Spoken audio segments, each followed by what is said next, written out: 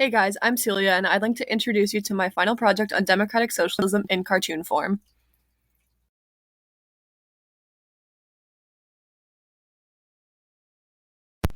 Hey Taylor, it's good to see you. How are you doing today? That coffee looks really fancy, by the way. Hey Alex, it's good to see you too. I'm doing just fine. How are you? It's a hazelnut latte from the new shop on the corner of First and Bryant. I know it's not Saturday yet, but I just couldn't help supporting a new small business. That sounds good, but you know I love my black coffee. Speaking of Small Business Saturday, have you been keeping up to date with the congressional primaries? I know a lot of candidates have been focusing on their plans for small businesses in order to get votes. I've heard a little bit. There seem to be a lot of good candidates for me, but the party is moving really far to the left, and I'm not sure how to feel about it. I'll have to learn a bit more about their new policies. Hey ladies, how's everyone doing this morning? Have you guys been to that new coffee shop? I was thinking about stopping by during lunch. Hey Nick, good to see you. Taylor actually stopped by this morning, but I've been meaning to go. Do you mind if I tag along? We were just talking about the congressional primaries coming up. Oh man, I haven't been keeping up with those. Is it really that important? And sure, we can talk about it more over lunch. Of course it's that important. And yes, it's a date. I'll see you at lunch. Well, I'm looking for Republican candidates in the primaries who align with my ideas, but it seems like none of them share my views. That must make the search a lot harder. But what's important to you in a candidate? I want to make sure that my candidate cares about the middle class just as much as the people at the top. Having grown up in the Midwest, it's frustrating to have politicians look over our struggles just to tend to the coastal elites. It's interesting that you bring that up. The Democratic candidates this year are actually moving to the political left with those same ideas in mind. They call themselves Democratic Socialists, like AOC, Ilhan Omar, and there's one running in my district this year. Socialism? So hardworking people have to share the wealth they earn with freeloaders? I don't like the sound of that. I know it sounds intimidating, but it's not what you're thinking. They just think our system is somewhat outdated and unsustainable, and they have plans to help people who are suffering because of it. It's reasonable, but I'm still not too sure. Haven't you heard the phrase, there's a million ways to make $1 million? How exactly are so many people suffering when there's so many ways to make money? Right. Well, I'm sure you know that wealth isn't infinite, and we can't just print more money when we need it. When there are so many ways for people to make money, there are just the same amount of opportunities to have that money concentrated at the top. While many people are making billions, even more are struggling to pay for healthcare and housing. 7.8% of Americans had to work more than one job in 2018, up from 6.8% in 1996, and nearly 1 in 5 Americans struggle to pay for healthcare. Democratic Socialists want to ensure that no one is too poor to live and pay for their necessities.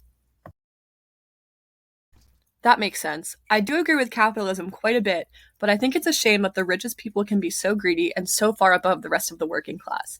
I think it's important to let people take control of their own wealth, but not excessively. I agree, Nick. It's important now more than ever to make sure that people have a say in their government and how certain policies will affect them. There are no dictators or absolute leaders under democratic socialism. That's where the democratic part comes in.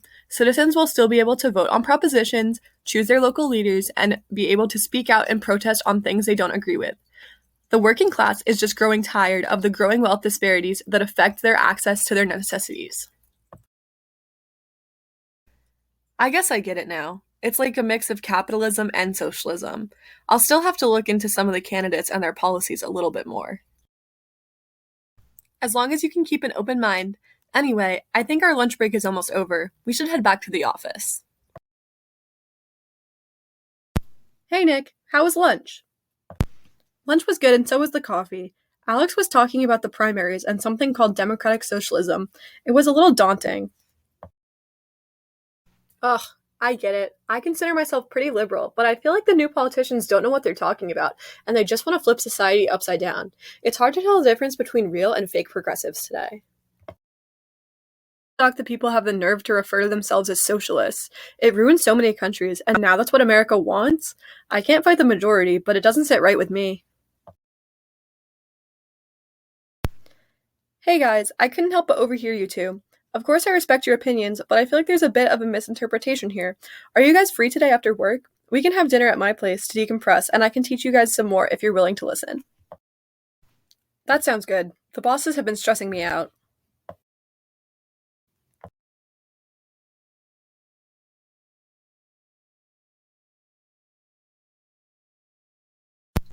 So this should be fun. Are you guys enjoying the food? For sure. Tell us what you're thinking, Alex. Yeah, Alex, tell us more about this whole democratic socialism thing. I feel like there's no actual basis for it, and it's just a new trend that'll fade out. What are the key events and figures, if there are any? It's funny that you say that, because the Democratic Socialists of America, or DSA for short, has been active for over 100 years now. It was seen most on college campuses back then, but because of the Great Depression and the wars that the US was involved in, socialism was considered treacherous, and socialist activists often were thrown in jail. Today, the Democratic Socialist movement is led by many congressmen and women, senators, and presidential candidates who support increased welfare programs for Americans. This includes free healthcare and expanded coverage, free public college or community college, and increased investments in our long term wellness, like climate change initiatives. Now we have AOC and her squad as Congress members working together to pass progressive legislation, as well as the dynamic duo of Jamal Bowman and Mondaire Jones running in Westchester and the Bronx. Personally, I can't wait to cast my vote in the primaries for Mondaire Jones.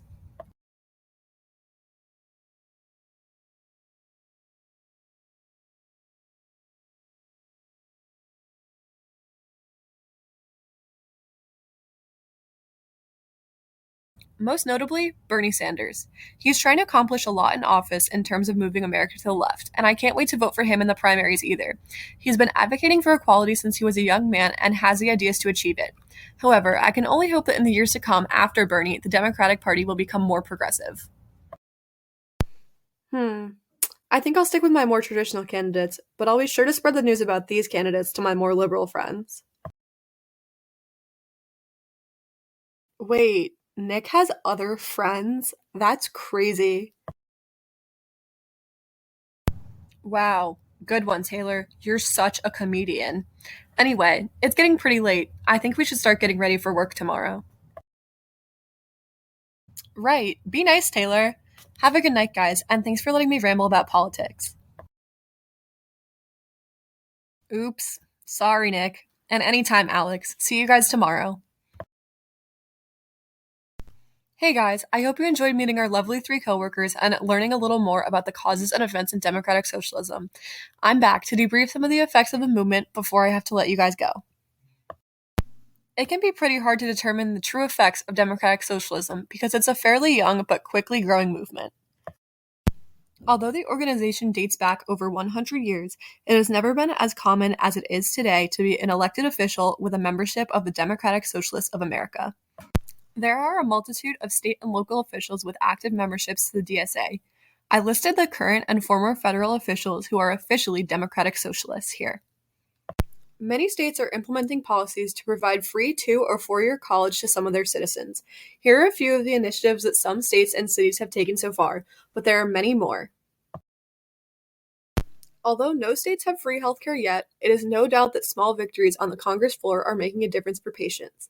On the federal level, many politicians are advocating for Medicare for all in order to make healthcare more fair and affordable for everybody. One of the most significant effects of today's democratic socialist movement is the acceptance of the movement itself. Although many people are still opposed, socialism is by no means treated the way it was 50 years ago, and it is now normal for the American people to fall further to the left on the political spectrum. All we can do right now is wait and see what the long term effects of this movement will be, but we seem to be moving in the right direction, or the left direction. Thank you for watching, and I hope you enjoy the rest of your day.